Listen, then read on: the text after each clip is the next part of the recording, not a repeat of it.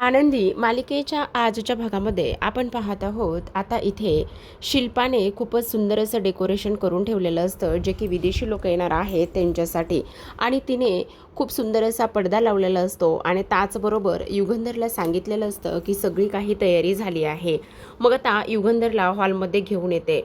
जो बॉक्स युगंधरने मागवला होता तो बॉक्स तर आनंदीकडून तुटला, पण तिने हटके स्टाईलने डेकोरेट केलेलं असतं आणि तीच गोष्ट ती आता इथे युगंधरला दाखवत असते. तेव्हा युगंधर समोरचं दृश्य पाहून चकितच होतो. तो म्हणत असतो, खरंच सांगू का ताई, खूपच कमाल असं डेकोरेशन केलेलं आहेस. पण युगंधरला माहिती नसतं पडद्याच्या मागे नेमकं कोण आहे. मग आता शिल्पा म्हणत असते, माझ्या भावासाठी मी काहीही करायला तयार आहे. मग आता युगंधर म्हणत असतो, आता ती विदेशी लोक आली ना तर खरंच त्यांना हे सगळं काही फारच आवडणार आहे, कारण त्यांनी आपल्यासोबत असलेली डील तर फायनल केली आहे. पण हा पुतळा आणि त्याचबरोबर ताई तू केलेले हे डेकोरेशनचे आयडिया हे सुद्धा त्याला खूप कमालीचे वाटणार आहेत, असं युगंधर बोलत असतो. आणि त्यानंतर त्या डेकोरेशनच्या जवळ जाण्याचा प्रयत्न करत असतो. पण तेवढ्यात शिल्पामध्ये येते आणि म्हणत असते, अरे युगंधर, तू आत्ता हे सगळं काही कशासाठी बघतोस, कारण हे सगळं काही सर्वांसाठी सरप्राईज असणार आहे. मग आता युगंधर म्हणत असतो, हो, बाकी सगळी तयारी झालेली आहे ना. दिवाळी दसरा असल्यासारखाच घरामध्ये सण उत्सव सुरू असतो, कारण आज विदेशी लोक युगंधर निंबाळकरांच्या घरी जेवणासाठी पाहुणे म्हणून येणार असतात. आता ती दोन्ही लोक येऊन पोहोचलेली असतात आणि त्यांच्यासाठी एक ट्रान्सलेटर सुद्धा हजर असतो. मग आता ते दोघेही जण समोर असता क्षणी इकडे शिल्पा धावतच जाते. आता शिल्पाला काही एवढं फारसं त्यांचं बोलणं काही समजणार नसतं, पण आपलं शिल्पा मात्र त्यांच्यासमोर तोडकं मोडकं होईना का 4-2 शब्द बोलत असते. Come come please seat, please come come असं ती बोलत असते. आणि तेव्हा त्यांच्यासोबत असलेला जो ट्रान्सलेटर आहे तो सगळं काही समजावत असतो. आता तिथे असलेला एक फॉरेनर ती जी लेडीज आहे ती म्हणत असते, खरं तर तुम्हाला पाहून मला फार आनंद झाला. आणि हे सगळं ती इंग्लिशमध्ये बोलत असताना ट्रान्सलेटर त्यांना हे सगळं समजावून सांगत असतो. आणि त्याचबरोबर आता डील तर फायनल झाली आहे, पण मी तुमच्यासाठी सर्वांसाठी एक भेटवस्तू आणली आहे, असं सुद्धा तो बोलत असतो. मग शिल्पाला आनंद होतो. शिल्पा म्हणत असते, खरंच तुमच्या मनापासून आभार, कारण तुम्ही आमच्यासाठी हे सगळं काही आणलं आहे. मग आता घरी आलेल्या पाहुण्यांचे स्वागत करायचे असते आणि त्यामुळे शिल्पा म्हणत असते, तुमचे पाय आम्हाला पाण्याने आणि दुधाने धुवायचे आहेत. मग त्यानंतर त्यांना ही गोष्ट काही समजत नाही. मग पुन्हा तो ट्रान्सलेटर इथे काम करतो आणि म्हणत असतो, तुम्हाला त्यांचे पाय दुधाने आणि पाण्याने धुवायचे आहेत. हीच गोष्ट इकडे तो इंग्लिशमध्ये सांगत असतो. आणि त्यानंतर आता शिल्पा स्वतःच्या हाताने त्यांचे दुधाने आणि पायाने पाय धुवून काढत असते, स्वतः ते पाय पुसून काढत असते. आणि तेव्हा त्या फॉरेनरला सुद्धा फारच जास्त आनंद झालेला असतो की आपलं एवढंच सगळं छान असं आदरात इथे होत आहे. आपण अतिथी तर आहोतच, डील ही ऑफिसमध्ये फायनल झाली आहे, पण आपल्याला घरी बोलवून यांनी एवढा पाहुणचार केला, ही गोष्ट त्यांना फारच आवडलेली असते. मग आता सगळेजण इथे फॉर्मॅलिटी म्हणून थोड्या वेळासाठी बसलेले असतात. शिल्पा त्यांचं औक्षण वगैरे करते, सर्वांना बसायला सांगते, चहा नाश्त्याची तयारी करायला सांगितलेली असते.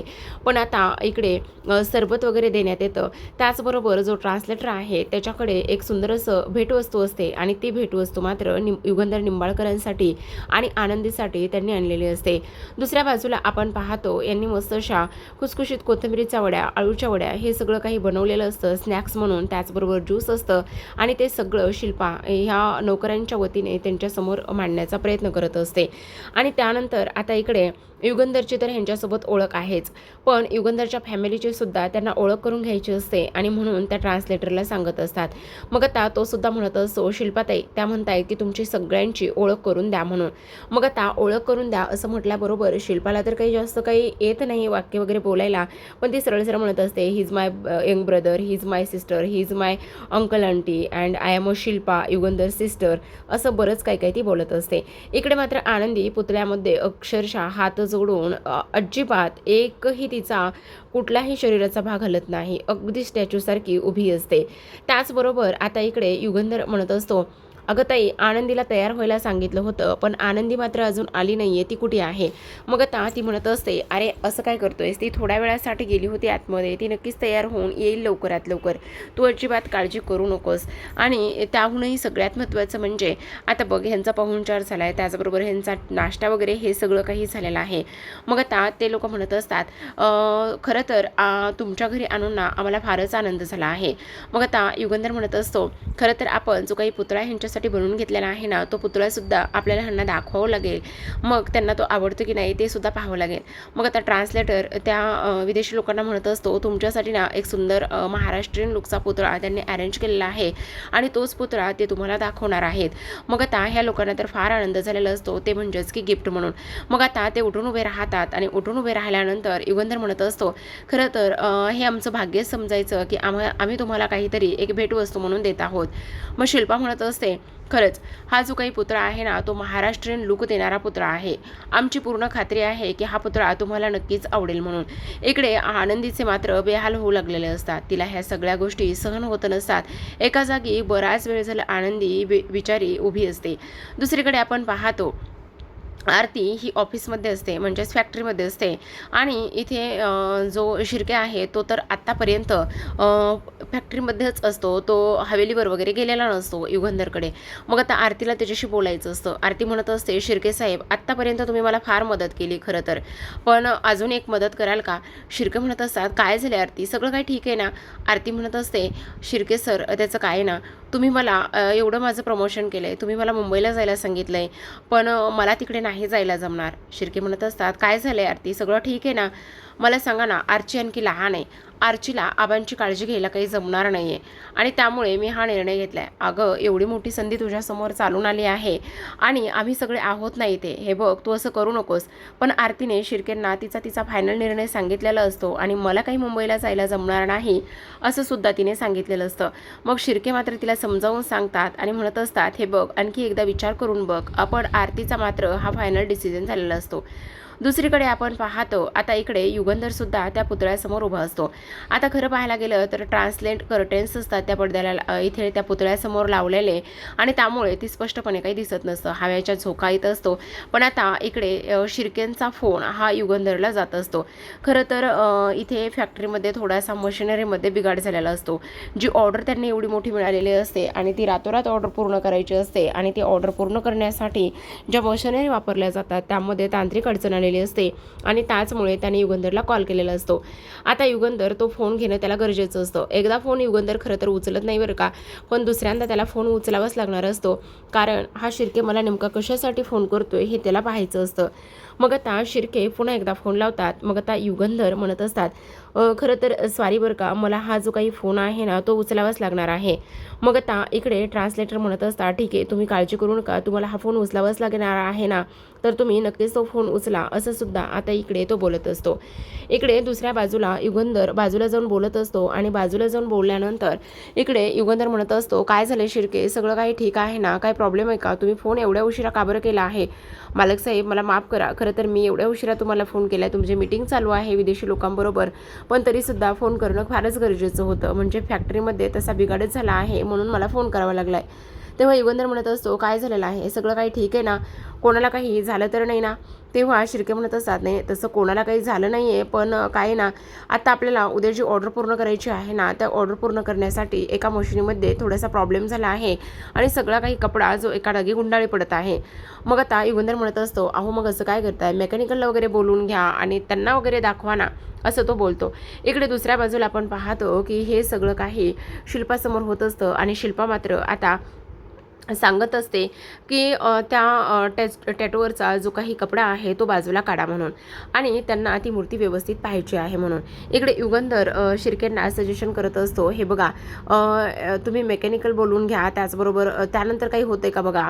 मग शिर्के म्हणत असतात, अहो मालक साहेब हे सगळं काही करून झाले, पण त्या सगळ्या गोष्टीमुळे काहीही परिणाम होत नाही आहे, काम अडकून पडायला लागले हो, तेच मला काही कळत नाही आहे. अहो शिर्के आता मला सांगा, एवढी मोठी कंपनी आहे आपल्याकडे, मग छोटे मोठे हे अशा गोष्टी होणारच ना, तुम्ही एवढं टेन्शन घेऊ नका. बरं एक काम करा, तुम्ही काय करा, दुसरी एखादी ताबडतोब मशीन ऑर्डर करून घ्या. बरं तुम्ही ताबडतोब एखादी दुसरी मशीन ऑर्डर करून घेतली ना, तर मग नंतर पैशाचं वगैरे किंवा त्याचं बिलिंग वगैरे कसं करायचं काय करायचं नाही मी बघतो, पण आत्ताच्या आत्ता तुम्ही दुसरी एखादी मशीन ऑर्डर करून घ्या असं सुद्धा आता इथे युगंधरने सांगितलेलं असतं. मग आता युगंधरच्या तोंडून ह्या गोष्टी ऐकल्यानंतर शिर्के म्हणत असतो, बरोबर ठीक आहे तुम्ही काळजी करू नका, मी तुम्ही म्हणाल ते ह्याच पद्धतीने करून घेतो. इकडे आनंदी मात्र मात्र अजून तरी हात जोडून तशीच उभी असते. तिच्या चेहऱ्यावरचा समोरचा जो काही कर्टेन्स आहे ते सगळे कर्टेन्स इथे काढून झालेले असतात आणि कर्टेन्स काढून झाल्यानंतर आता इकडे त्यांना हा पुतळा अगदी मनाला भावलेला असतो. त्यांना हा पुतळा पाहून फारच जास्त आनंद झालेला असतो आणि त्यानंतर आता इकडे ते जे विदेशी लोक आहेत ना, ते विदेशी लोक त्या पुतळ्याच्या अगदी जवळ जाऊन उभे राहिलेले असतात आणि ते पुतळा पाहतच असतात. मग आता पुतळा पाहत असताना इकडे मात्र माईला खूप त्रास होत असतो. माई विचार करत असतात ही किती वेळ चालणार आहे. आनंदी बिचारी ताटकळून गेली असेल, एवढा वेळ बिचारी अशी स्टॅच्यूसारखी उभी राहिलेली आहे, तिच्यामध्ये सुद्धा जीव आहे. आता इकडे फॉरेनर त्या पुतळ्याचं खूप कौतुक करत असतात. ते म्हणत असतात खरं तर किती ग्लासी आणि त्याचबरोबर हा पुतळा अगदी नॅचरल असं वाटत आहे. असं वाटतंय की प्रत्यक्षात आत्ताच तोंडातून तो काहीतरी शब्द बाहेर काढेल, बोलेल असं वाटतंय त्या पुतळ्याबद्दल, असं ते इथे बोलत असतात. आणि हे सगळं काही बोलत असताना इकडे ट्रान्सलेटर हे सगळं काही इथे शिल्पाला इतर लोकांना समजावून सांगत असतो आणि खरंच हा पुतळा खूप कमाल दिसत असतो असं सुद्धा आता इकडे ते बोलत असतात. आता हे सगळं काही बोलत असताना आपण पाहतो की इकडे शिल्पा म्हणत असते, हो तुम्हाला हा पुतळा आवडला ना, खरं तर हा पुतळा बनवण्याचं मागचं कारण अगदी तुम्हाला आवडेल असंच होतं. म्हणजे महाराष्ट्रीयन टच, त्याचबरोबर म्हणजे हा जो काही पुतळा आहे ना, तो पुतळा एका बाईचं प्रतीक आहे आणि त्याहूनही सगळ्यात महत्त्वाची गोष्ट म्हणजे तुम्हाला एक सांगू का, ह्या पुतळ्यामध्ये ना इथे एक स्त्री आहे, त्याचबरोबर तिला घराची जबाबदारी, घराची जाणीव, त्याचबरोबर इथे लहान मुलांची माया आणि कामाची ओढ, ह्या सगळ्या गोष्टी त्या पुतळ्यामधून स्पष्ट दिसत आहेत. इकडे माई शिल्पाला म्हणत असतात, अगं शिल्पा काय चाललंय तुझं हे, अगं तू अशी का करतेस, डोक्यावर पडली आहेस का, हे बघ असं करू नकोस ना, त्या आनंदीचे काय बेहाल होत असतील ह्या गोष्टी तुझ्या लक्षात येत आहेत का. अगं ती बिचारी इकडे ताटकळत तशीच उभी राहिलेली आहे, का म्हणून तू अशी शिक्षा देतेस त्या आनंदीला, हे बघ असं करू नको, थांबव हे सगळं काही, शिल्पाला इथे आता माई म्हणत असतात. मग आता शिल्पा म्हणत असते, अजिबातच हे सगळं काहीही थांबणार नाहीये, काही जरी झालं ना तरी ह्या सगळ्या गोष्टींची शिक्षा इथे तिला मिळालीच पाहिजे. का पण अशी करतेस, का वागायला लागलेली आहेस, असं करू नकोस ना, असं त्या बोलत असतात. तेव्हा मात्र शिल्पा म्हणत असते, कारण ती माझ्या भावाच्या आयुष्यात आलेली आहे आणि त्याच्या आयुष्यात अंधकार घेऊन आलेली आहे आणि सोबतच सगळ्यात महत्त्वाची गोष्ट म्हणजे की तिने इथे पुतळा फोडलेला आहे आणि तिने पुतळा फोडल्यामुळे ह्या सगळ्या गोष्टी होत आहे, तिला त्याची शिक्षा भेटायला नको का, असं सुद्धा इकडे ती बोलत असते. आता फॉरेनर अजूनच जवळ जाऊन पुतळा पाहण्याचा प्रयत्न करत असतात आणि तेवढ्यातच फॉरेनरने आता इकडे त्या पुतळ्याला हात लावण्याचा प्रयत्न केलेला असतो. आता हात लावण्याचा प्रयत्न केल्याबरोबर इकडे मात्र शिल्पा त्यांना थांबवत असते आणि म्हणत असते, प्लीज त्या पुतळ्याला वगैरे हात तुम्ही लावू नका. दुसऱ्या बाजूला युगंधरचा फोन अजून तरी सुरूच असतो. त्यांनी असं स्पष्टपणे सांगितलेलं असतं की तुम्ही काळजी करू नका, हे बघा आत्ताच्या आत्ता एक मशीन ऑर्डर करून घ्या, एखादी मशीन ऑर्डर झाली की मग सगळं आपलं काम सुरळीत होईल. आणि त्याचबरोबर इथे फॉरेनर सुद्धा आलेले आहेत आणि फॉरेनर इथे आलेले असल्या कारणाने मी आता त्यांच्यासोबत थोड्या वेळासाठी कामामध्ये तरी बिझी आहे, असं सुद्धा इकडे तो सांगत असतो. तर आता इकडे शिल्पा म्हणत असते, हे बघा तो पेंट नवीन आहे आणि त्याचबरोबर जर तुम्ही त्याला हात लावला तर इकडे थोडासा प्रॉब्लेम होऊ शकतो, तो पेंट व्यवस्थित राहणार नाही आणि त्यामुळे तुम्ही असं करायला नको वगैरे, हे सगळं काही इकडे ते बोलत असतात. आता हे सर्व काही बोलल्यानंतर आता आपण इकडे पाहतो की फॉरेनर म्हणत असतात, आय ॲग्री, म्हणजे आम्हाला तुमचं सगळं काही म्हणणे मान्य आहे बरं का, तुम्ही आमच्यासाठी एवढे एफर्ट्स घेऊन हा पुतळा बनवलाय ना, त्यामुळे आम्हाला सुद्धा अगदीच आनंद झाला आहे, असं सुद्धा आता इकडे ते बोलत असतात. आता हे सगळं काही बोलल्यानंतर आपण पाहतो इथे दुसऱ्या बाजूला मात्र ही लोक म्हणत असतात, हो अगदी बरोबर आहे. मग आता युगंधर तिथे येतो आणि युगंधर म्हणत असतो, खरं तर सॉरी बरं का, मला ना एक अर्जंटमध्ये काम आलं होतं आणि अर्जंटमध्ये फोन आल्या कारणाने मला ना तिकडे जावं लागलं आणि त्यामुळेच मी इथे तुमच्यासमोर थोड्या वेळासाठी सुद्धा थांबू शकलो नाही. आता इकडे हे सगळं काही झाल्यानंतर शिल्पा म्हणत असते, आपल्याला असं किती वेळ जेवायला ताटकळून बसायचं आहे, आता आपण जेवणाची वगैरे तयारी केलेली आहे आणि त्याचबरोबर तुम्ही एकदा जेवून घेतलं की सगळं काही ठीक होईल. मग आता सगळेजण जेवणासाठी निघतात. सगळेजण जेवणासाठी निघाल्यानंतर आता शिल्पा मात्र आनंदीच्या जवळ जाते. आता शिल्पा आनंदीच्या जवळ गेल्यानंतर ती तिच्याशी बोलायला लागत असते. ती म्हणत असते, खरं सांगायला गेलं ना तर इकडे आनंदी, तुला एक गोष्ट सांगू का, माझा भाऊ माझ्यासाठी श्वास आहे, माझा भाऊ माझ्यासाठी माझं सगळं काही आहे आणि इकडे तुझी हीच लायकी आहे, कारण तुला समजत नाही की तू काय केलेलं आहेस आणि किती माती खाल्लेली आहेस. हे बघ, काही जरी झालं ना तरी मी तुला सोडणार नाही आहे आनंदी, समजलं का तुला? कारण एक गोष्ट मात्र तू कायम लक्षात ठेवायचीस, ह्या घरामध्ये तू एक पांढरी पाल बनून आलेली आहेस आणि हीच तुझी शिक्षा आहे. कारण माझ्या भावाने जो काही पुतळा इथे बनवून घेतला होता तो पुतळा तू फोडलेला आहेस आणि त्यामुळे तुझी ही शिक्षा आहे, असं सुद्धा आता इकडे ती बोलत असते.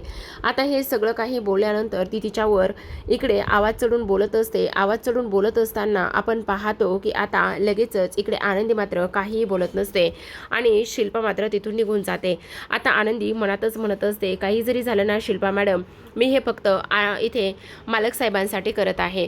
कारण मालक साहेबांचे उपकार मी कितीही फेडले किंवा किती काही जरी झालं तरीसुद्धा ते कमीच पडणार आहेत आणि मालक साहेबांमुळे मी ह्या सगळ्या गोष्टी करत आहे, असं सुद्धा ती इथे बोलत असते. आता हे सगळं काही बोलल्यानंतर आपण पाहतो की इकडे दुसऱ्या बाजूला आरती घरात असते. आबा बाहेरून आलेले असतात आणि आबा आल्याबरोबर आरतीला म्हणत असतात, अगं आरती, जरा पाणी देतेस का प्यायला? आरती आबांना पाणी प्यायला देते आणि तेव्हा ते म्हणत असतात, काय गं, मग मुंबईला जायची तयारी कुठंपर्यंत आली आहे? तेव्हा आरती आबांसमोर जाऊन उभी राहते आणि म्हणत असते, आबा माफ करा, मी मुंबईला जाण्याचा निर्णय कॅन्सल केला आहे, रद्द केला आहे. आबा म्हणत असतात, का गं, हे कोणाला विचारून केलेस? तेव्हा ती म्हणत असते, आबा त्याचं काय झालंय ना, तुम्हाला एक गोष्ट सांगू का? हे बघा, इथे तुम्ही आहात, त्याचबरोबर आर्ची आहे, ती लहान आहे, तिला काय कळतंय? आणि त्यामुळे मी माझी अशी जबाबदारी आणि ह्या सगळ्या गोष्टी झिडकारून अजिबातच कुठेच जाऊ शकत नाही. आबा मला प्लीज माफ करा, मला नाही जाता येणार कुठेच, असं सुद्धा स्पष्टपणे ती बोलत असते. तेव्हा मात्र आबा धावतच देवघराकडे जातात. देवघरातले 2 देव उचलतात आणि तिथे ताटामध्ये ठेवतात आणि त्यावर पाणी ओतत असतात आणि म्हणत असतात, आता काय करू मी देवा परमेश्वरा, काय म्हणायचं ह्या पोरीला? ही पोरगी स्वतःच्या समोर एवढी सुवर्ण संधी चालून आली आहे आणि त्या संधीचं सोनं करायचं सोडून लात मारत आहे. तेव्हा मात्र आरती म्हणत असते, मला आनंदीचं सुद्धा खूप जास्त टेन्शन आहे. आनंदीसाठी इकडे माझा जीव तिळतिळ तुटत आहे आणि आनंदीसुद्धा अजून तरी व्यवस्थित राहत नाही आहे किंवा तिचं काय चाललं आहे ते सुद्धा मला कळत नाही आहे. त्यामुळे मी ह्या सगळ्या गोष्टी अजिबातच ह्या पद्धतीने नाही करू शकत आहे आबा, आणि म्हणूनच मला इथे नाही राहता येणार आहे. मला काही जरी झालं ना तरीसुद्धा इथून निघून जावंच लागणार आहे, असं सुद्धा ती इथे बोलत असते. आता हे सगळं काही बोलल्यानंतर आपण पाहतो दुसरीकडे युगंधर म्हणत असतो, चला आता जेवणाला सुरुवात करूया. मग आता जेवणामध्ये खूपच चविष्ट, पौष्टिक आणि त्याचबरोबर भारतीय पद्धतीचं जेवण बनवलेलं असतं आणि ते जेवणामध्ये आता इकडे जेवायला सुरुवात करत असतात. दुसरीकडे आरतीने आबांना सांगितलेलं असतं, आबा मला एक गोष्ट सांगा, तुम्हाला सुद्धा आत्ता अजून असंच वाटतंय का की मी इकडे मुंबईला जावं म्हणून? हे बघा आबा, माझ्याच्याने मुंबईला वगैरे जाणं नाही होणार आहे. मला तुम्हा सर्वांची काळजी आहे आणि त्यामुळे मी मुंबईला नाही जाऊ शकत आहे, असं स्पष्टपणे आता इकडे ती बोलत असते. आता हे सर्व काही बोलल्यानंतर दुसरीकडे आपण पाहतो इकडे मात्र युगंधर म्हणत असतो, खरं तर आता ही खरंच खूप छान मजा आहे आणि त्याचबरोबर तुम्हाला जेवण आवडलं का? त्याचबरोबर फॉरेनर लोक म्हणत असतात, म्हणजे ट्रान्सलेटरला म्हणत असतात की मेन सदस्य किंवा ह्या घरची ह्यांची युगंधरची पत्नी, त्यांचं नुकतंच लेटेस्टमध्ये लग्न झालं आहे, पण त्या कुठे आहेत? मग त्या युगंधरला इकडे ट्रान्सलेटर सांगत असतो. तेव्हा युगंधर म्हणत असतो, धनश्री अगं काय हे, आनंदी कुठे आहे बघ जरा, आनंदी अजून तरी इथे आलेली नाही आहे. मग आता धनश्री मात्र इकडे तिकडे पाहत असते. शिल्पासुद्धा सगळ्यांकडे पाहत असते. शिल्पाला तर काय उत्तर द्यावं आणि काय नाही ह्या गोष्टी अजिबातच समजत नसतात. त्यामुळे तिला तर आता खूपच मोठा इथे प्रॉब्लेम होत असतो. शिल्पा मात्र तोंड वाकडं करूनच बसलेली असते. इथे युगंधर सतत तोच प्रश्न विचारत असतो की काय झालं, आनंदी कुठे आहे? तुम्ही लोक आनंदीला का बरं बोलवत नाही आहात? असं सुद्धा आता इकडे तो बोलत असतो. आता हे सर्व काही बोलल्यानंतर आपण पाहतो माई मात्र इकडे शिल्पाकडे रागानेच पाहत असतात, कारण त्यांना स्पष्टपणे माहिती असतं की आता शिल्पा ह्यावर काय उत्तर देईल. तर आता प्रेक्षकांनो, आजच्या भागामध्ये एवढंच. उद्याचा भाग पाहायचा असेल तर नक्की चॅनलला सबस्क्राईब करा. फारच इंटरेस्टिंग असा उद्याचा भाग असणार आहे, कारण उद्याच्या भागामध्ये आपल्याला असं पाहायला मिळतंय की आता हे जे काही फॉरेनर लोक आहेत ते लोक निघून गेलेले असतात आणि त्यांना असं सांगितलेलं असतं की तुमचा पुतळा पाठवून देऊ. पण इकडे मात्र आनंदीचा रंग उडत चाललेला असतो. तिच्या नाकातून, त्याचबरोबर डोळ्यातून, त्याचबरोबर तोंडातून आणि हातातून रक्त बाहेर यायला सुरुवात झालेली असते. आरती मात्र धावतच तिथे जात असते. कशी आली माहिती नाही, पण बहुतेक आनंदीच्या काळजीने आलेली असावी, आनंदीला बोलायचं असावं किंवा तिची काळजी वाटत असावी म्हणून आलेली असावी. मग आता इकडे ती म्हणत असते, अगं आनंदी हे सगळं काय आहे? आनंदी म्हणत असते, गेले का गं ती फॉरेनर लोक? मग आता इथे आरती म्हणत असते, हो गेले, पण आनंदी तुझे हे काय हाल झालेत? तेवढ्यातच आनंदीला मात्र चक्कर येते. आनंदीला चक्कर आल्याबरोबर आनंदी धाड दिशीन खाली जमिनीवर आपटत असते, पडत असते. तेवढ्यातच आरती मात्र जोरातच ओरडते आणि म्हणत असते, आनंदी आनंदी. मग आता आनंदी असं म्हटल्याबरोबर युगंधरला प्रश्न पडतो की नेमका प्रॉब्लेम काय झालेला असेल आणि त्याचबरोबर असं कोण ओरडलेलं असेल असा इकडे तो विचार करत असतो. आणि तेव्हा मात्र त्याचं लक्ष तिकडे जातं. आता त्याचं लक्ष तिकडे गेल्याबरोबर इकडे शिल्पाला सुद्धा धक्काच बसतो. पण आता सगळेजण तिकडे धावत जातात. शिर्के असतात, घरातील इतर सदस्य असतो, युगंधर असतो, सगळेजण तिकडे धावत गेल्याबरोबर आपण पाहतो की इकडे मात्र आनंदी खाली जमिनीवर पडलेली असते. आणि तेव्हा आता लगेचच इथे जो काही युगंधर आहे तो युगंधर मात्र आनंदीला पाहतो. आनंदीला लगेचच तो हातावर उचलून घेतो, सोफ्यावर आणून बसवतो. आणि जेव्हा तिची अवस्था तो पाहतो तेव्हा त्याच्या पायाखालची जमीनच सरकते. आणि आता इकडे तो म्हणत असतो, हे सगळं काय आहे?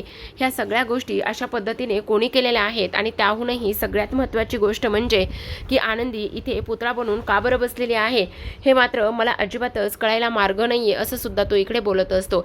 आता आनंदीला मात्र इकडे शुद्ध आलेली असते आणि त्याचबरोबर आनंदीचा चेहरा सुद्धा आता इकडे क्लीन केलेला असतो.